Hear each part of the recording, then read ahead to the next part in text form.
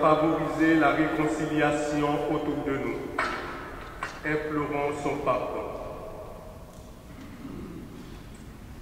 Kyrie,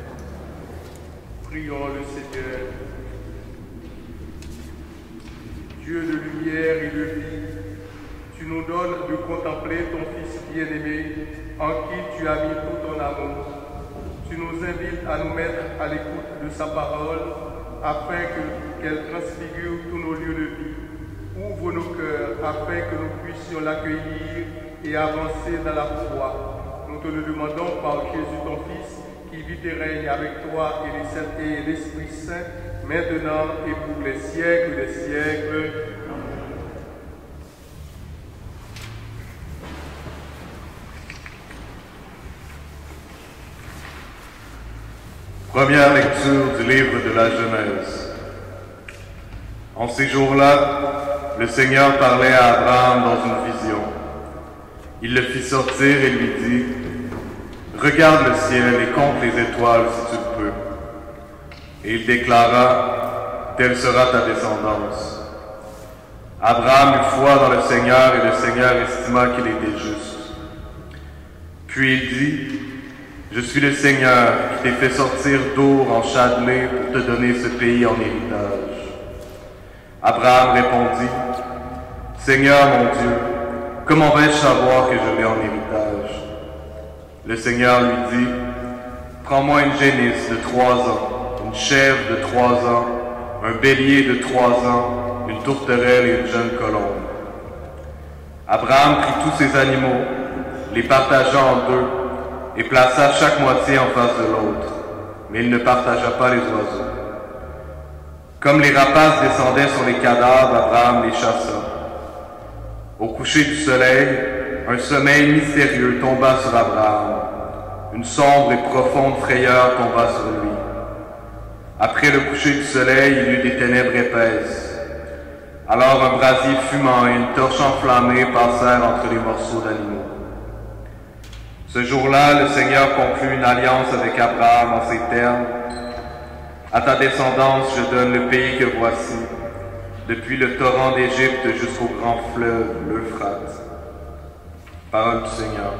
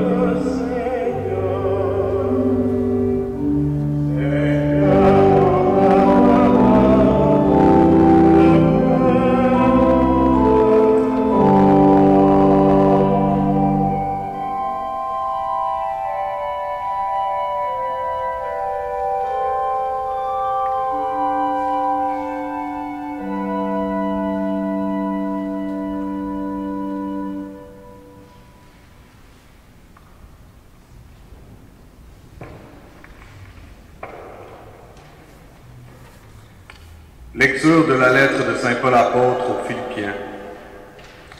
Frères, ensemble imitez-moi et regardez bien ce qui se conduit selon l'exemple que nous vous donnons. Car je vous l'ai souvent dit et maintenant je le redis en pleurant, beaucoup de gens se conduisent en ennemis de la croix du Christ. Ils vont à leur perte. Leur Dieu, c'est leur ventre, et ils mettent leur gloire dans ce qui leur fait honte. Ils ne pensent qu'aux choses de la terre. Mais nous avons notre citoyenneté dans les cieux, d'où nous attendons comme Sauveur le Seigneur Jésus-Christ, lui qui transformera nos pauvres corps à l'image de son corps glorieux, avec la puissance active qui le rend même capable de tout mettre sous son pouvoir. Ainsi, mes frères bien-aimés pour qui j'ai tant d'affection, vous, ma joie et ma couronne, tenez bon dans le Seigneur, mes bien-aimés. Parole du Seigneur.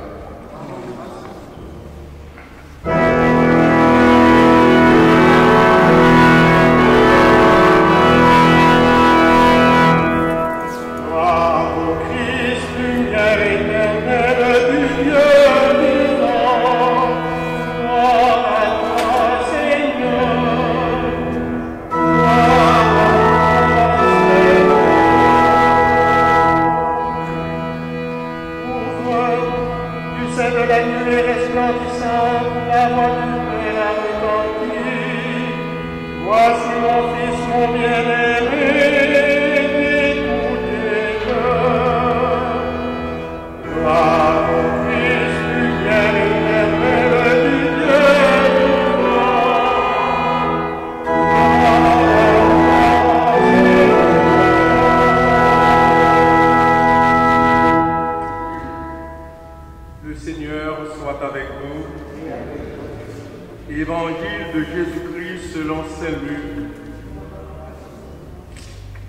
En ce temps-là, Jésus prit avec lui Pierre, Jean et Jacques, et il gravit la montagne pour prier. Pendant qu'il priait, l'aspect de son visage devint autre, et son vêtement devint d'une blancheur éblouissante. Voici que deux hommes s'entretenaient avec lui.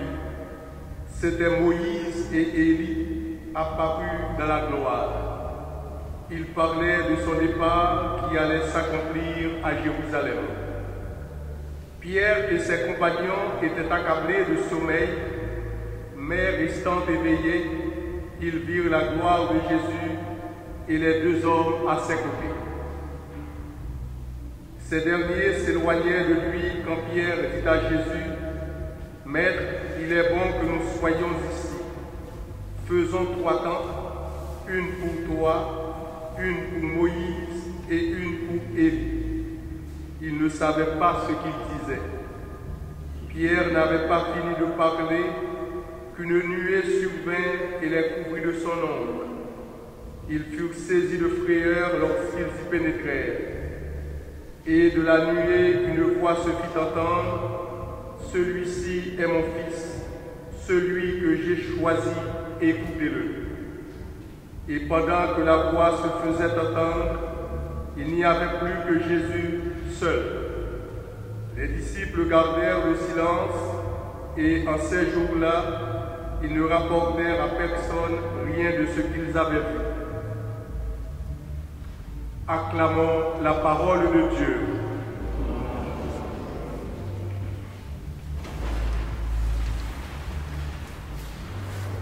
La scène de la transfiguration de Jésus sur le mont Tabor ne peut se comprendre sans la mettre en relation avec cette alliance commencée avec Abraham.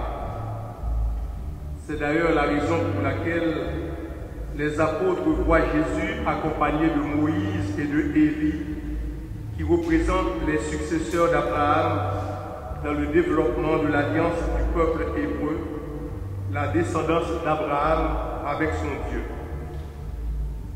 Cette union indissoluble du peuple hébreu avec son Dieu trouve son accomplissement total dans Jésus, le Fils de Dieu qui se manifeste dans le temps. Ce Fils de Dieu se fait l'un de nous. Rien ne le distingue au premier abord de ceux et celles qui l'entourent. Mais il porte en lui une grande lumière. L'Évangile nous dit que Jésus était allé sur la montagne pour prier. C'est pendant sa prière qu'il est transfiguré. Quelques jours plus tôt, il avait révélé à ses disciples qu'il montait à Jérusalem pour y être rejeté par les autorités civiles et religieuses et être condamné à souffrir et à mourir. Aujourd'hui, en contact avec son Père, son chemin de ténèbres et de souffrance s'illumine et prend tout son sens. L'amour sera plus fort que la mort. Ce sera pour lui un chemin de libération, un exode qui le conduira à la résurrection. La gloire de Dieu se manifeste aujourd'hui sur le visage de Jésus. Au moment où la perspective de la souffrance et de la mort se confirme, nous avons ici une anticipation de la résurrection. Suite à la transfiguration, Jésus aura le courage de descendre dans la plaine, de se rendre à Jérusalem et de faire face à ses ennemis et à ses adversaires. Ce qui est le plus important dans le texte d'aujourd'hui n'est pas le miracle du changement extérieur de Jésus, mais bien la révélation de Dieu le Père. Celui-ci est mon Fils, celui que j'ai choisi, écoutez-le. Écoutez les paroles de Jésus afin d'être transfigurés nous aussi. C'est là le but du carême. être renouvelée grâce au contact que nous avons avec le Seigneur. La transfiguration se produit à maintes reprises dans l'Évangile. Le Christ transfigure les blessés de la vie, les rejetés de la société, les pécheurs. Au contact avec le Seigneur, ces gens ont repris le goût à la vie. L'histoire du lépreux chassé de la ville, de la Samaritaine, de Zachée, de Marie-Madeleine, etc.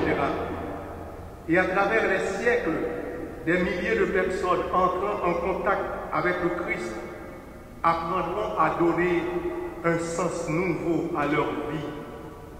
Il s'agit de véritables renaissances, de vraies transfigurations et voire de conversion. Nous avons nous aussi une transfiguration, une transformation, un changement qui nous aidera à reprendre le goût à la vie, à mieux réussir notre pèlerinage sur la terre, et ce malgré nos faiblesses, malgré nos maladies, malgré nos échecs, malgré nos défaites. La pandémie a déprimé plus d'un.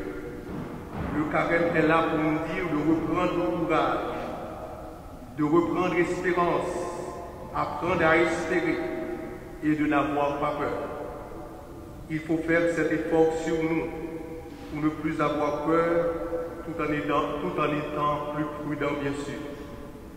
Le monde aujourd'hui est en guerre. Regardons ce qui se passe en Ukraine. Depuis 2 semaines, c'est la guerre. Le sang qui coule. C'est le monde entier qui subit les conséquences des décisions de petits groupes de belligérants avides d'argent et de pouvoir. La transfiguration est une invitation à prier aussi pour eux. C'est une invitation à aller de l'avant. Elle nous sort de l'enlissement et nous empêche de nous installer définitivement. Pierre aurait bien voulu rester sur la montagne parce qu'il se sentait bien. Dressons 3 tentes. Mais le Christ l'invite à descendre dans la plaine. Comme pour Abraham, Dieu nous invite à quitter notre routine confortable et à nous mettre en marche. Je suis le Seigneur qui fait sortir Dieu en Chaldée. Grâce à la foi, nous évitons de nous replier sur notre passé et de nous installer trop confortablement dans le présent. La foi combat l'immobilisme et c'est un itinéraire de liberté qui nous pousse toujours vers l'avant, vers le chemin du Christ, vers le chemin de la conversion, vers le chemin de la transfiguration. Le disciple prend au sérieux le message du Seigneur et se laisse toujours questionner par lui. Si nous voulons suivre Jésus, nous devons nous mettre à son écoute. La parole du Seigneur, elle est toujours d'actualité. Et c'est elle qui nous permettra de trouver une direction et une perspective nouvelle. Amen.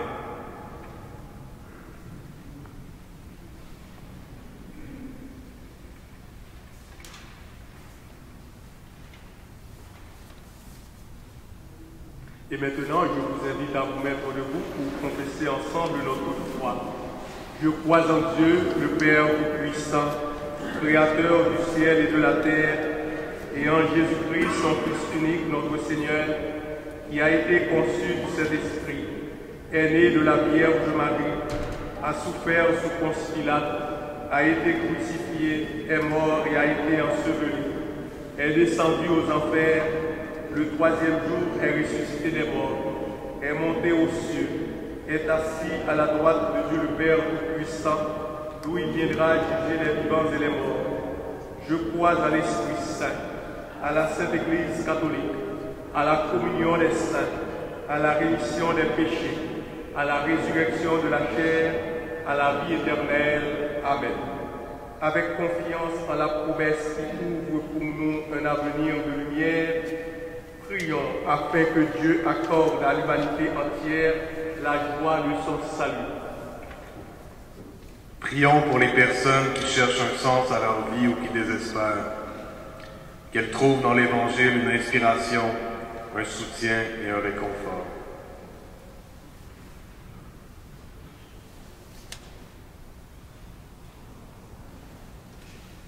Prions pour les adultes qui se préparent à célébrer leur baptême et pour les catéchètes qui les accompagnent. Que la joie du Seigneur les habite tout au long de leur parcours.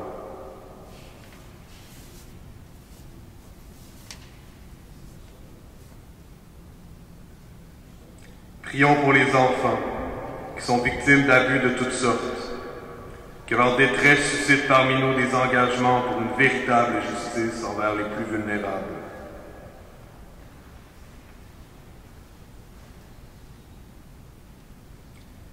Prions pour notre communauté chrétienne, qu'elle soit source de lumière pour tous les gens au milieu desquels elle se rassemble.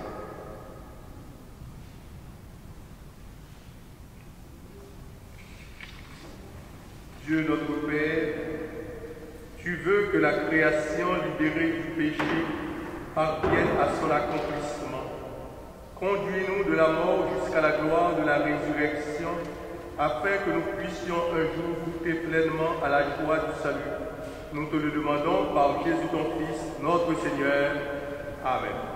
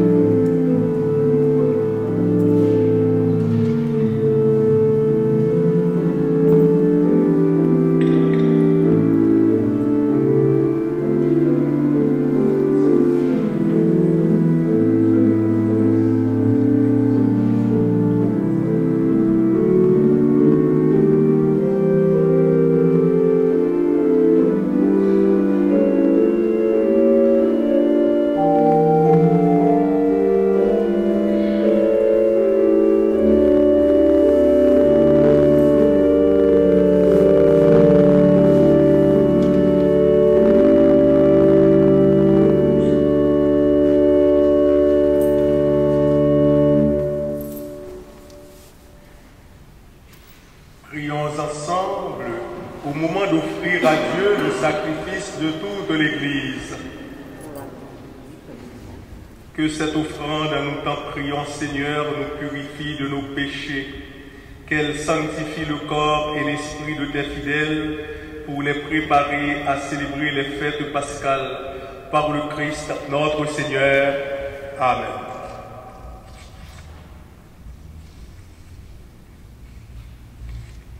Le Seigneur soit avec vous. Élevons notre cœur. Rendons grâce au Seigneur notre Dieu. Vraiment, il est juste et bon pour ta gloire et notre salut de t'offrir notre action de grâce toujours et en tout lieu. Seigneur, Père très saint, Dieu éternel et tout-puissant, par le Christ notre Seigneur. Après avoir prédit sa mort à ses disciples, il leur a manifesté sa splendeur sur la montagne sainte en présence de Moïse et d'Élie.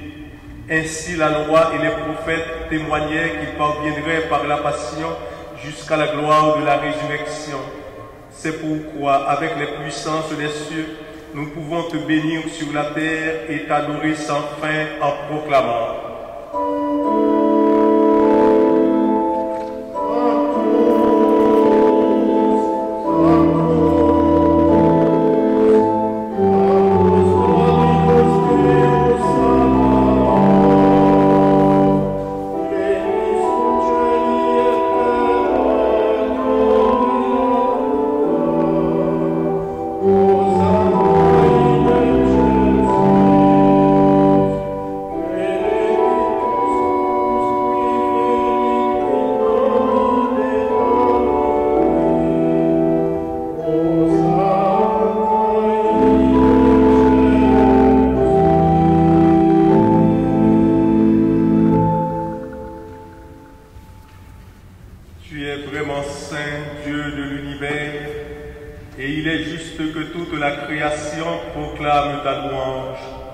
car c'est toi qui donnes la vie, c'est toi qui sanctifies toutes choses par ton Fils Jésus-Christ notre Seigneur, avec la puissance de l'Esprit Saint, et tu ne cesses de rassembler ton peuple, afin que du levant au couchant du soleil, une offrande pure soit présentée à ton nom.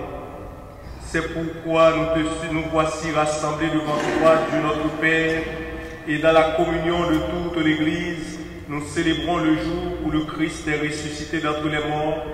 Par lui que tu as élevé à ta droite, nous te supplions de consacrer toi-même les offrandes que nous apportons. Sanctifie-les par ton esprit pour qu'elles deviennent le corps et le sang de ton Fils Jésus-Christ, notre Seigneur, qui nous a dit de célébrer ce mystère. La nuit même où il fut livré, il prit le pain. En te rendant grâce, il dit la bénédiction. Il rompit le pain et le donna à ses disciples en disant: Prenez et mangez-en tous. Ceci est mon corps livré pour vous.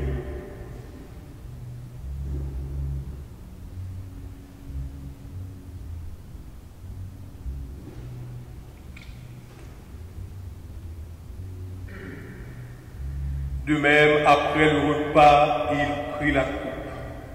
En te rendant grâce, il dit la bénédiction et donna la coupe à ses disciples en disant: Prenez et buvez-en tous, car ceci est la coupe de mon sang, le sang de l'alliance nouvelle et éternelle, qui sera versé pour vous et pour la multitude en rémission des péchés. Vous ferez cela en mémoire de moi.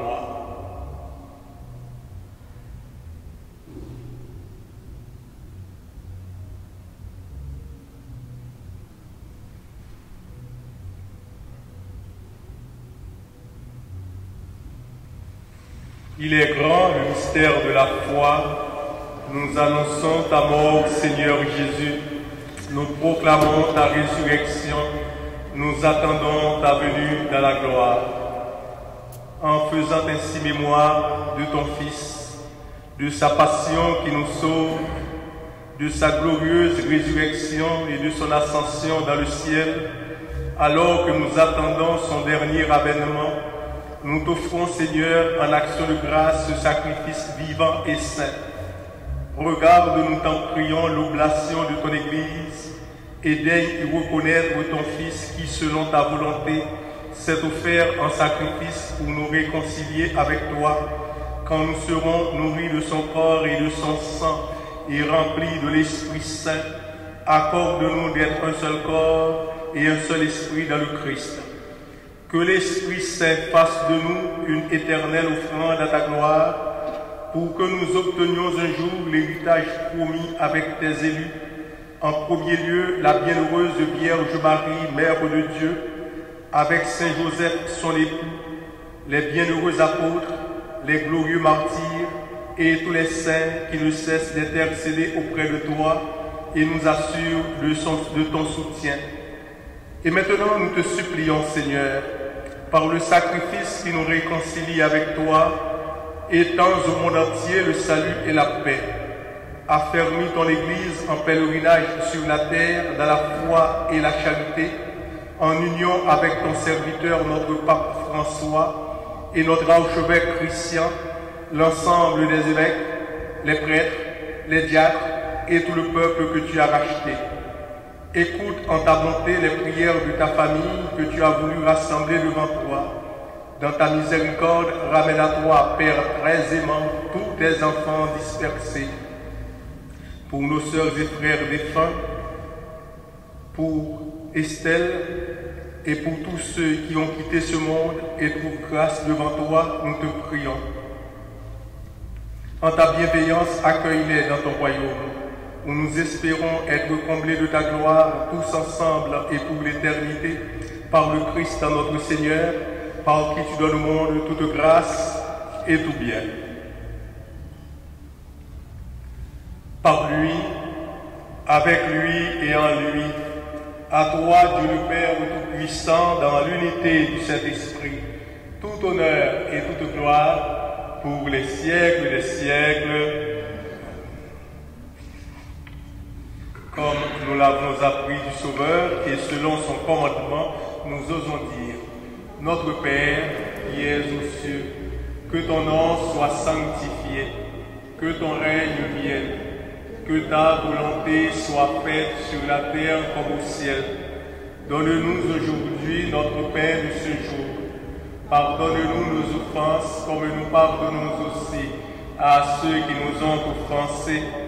Et ne nous laisse pas entrer en tentation, mais délivre-nous du mal.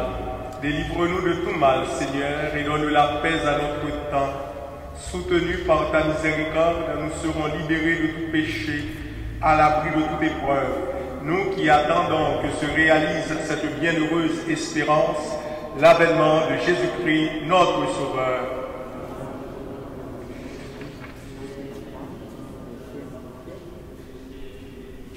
Seigneur Jésus-Christ, tu as dit à tes apôtres, je vous laisse la paix, je vous donne ma paix. Ne regarde pas nos péchés, mais la foi de ton Église.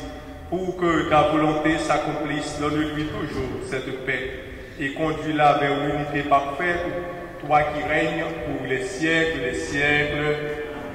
Que la paix du Seigneur soit toujours avec vous. Dans la charité du Christ, donnez-vous la paix.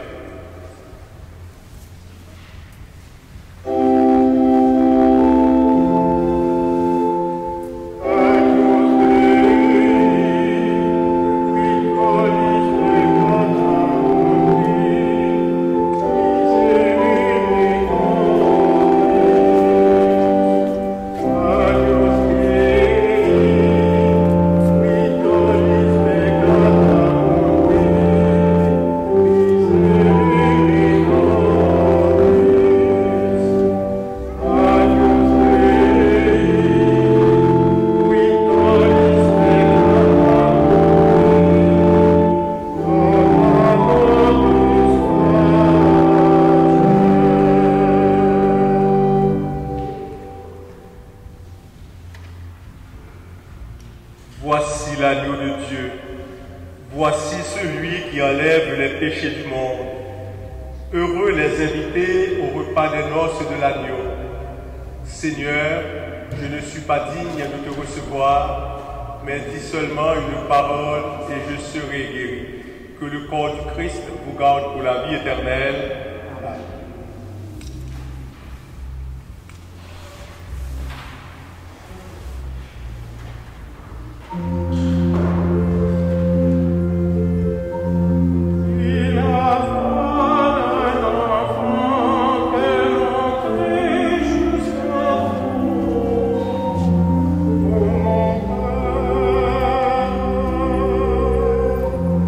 Écoutez de Jésus devant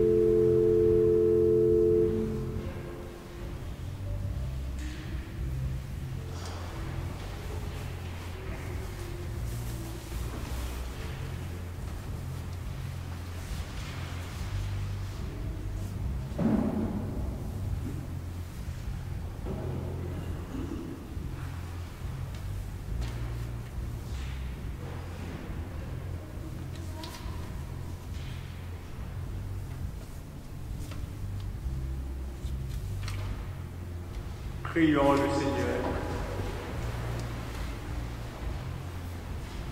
Seigneur notre Dieu, ton Fils soudain transfiguré se préparait à affronter sa passion.